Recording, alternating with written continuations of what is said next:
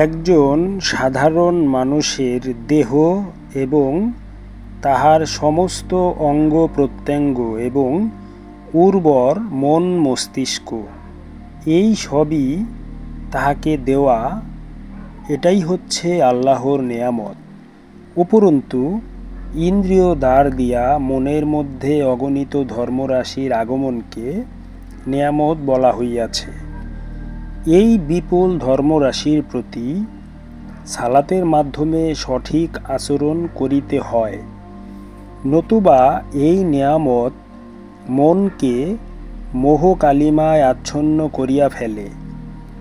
এই নেয়ামতের সঠিক ব্যবহার এবং রক্ষণাবেক্ষণ একজন সম্যক গুরুর নিকট হইতে জ্ঞান শিক্ষার মাধ্যমে জানিতে হয়।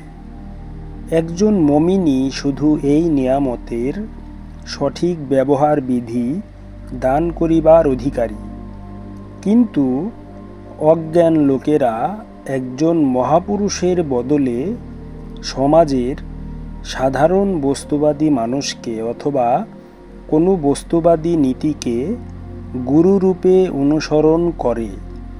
ইহার ফলে সে তাহার দেহের ইন্দ্রিয় সমূহের যাচ্ছে তাই ব্যবহারে অভ্যস্ত হয় এবং মনের মধ্যে সংস্কার রাশির আধিক্যের সৃষ্টি করে এবং সেই কারণে সে ধ্বংসপ্রাপ্ত হয়।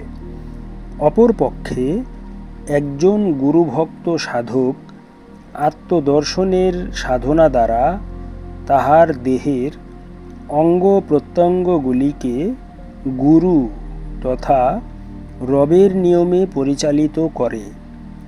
তাহার জ্ঞানময় এই অবস্থায় সে নিজেই নিজের প্রশ্নকর্তা হিসেবে আপন দেহের নেয়ামতের সঠিক ব্যবহার সম্বন্ধে তথা সালাত প্রক্রিয়া প্রয়োগ করা বা না করা বিষয়ে জিজ্ঞাসা করে এবং জিজ্ঞাসিত হয়।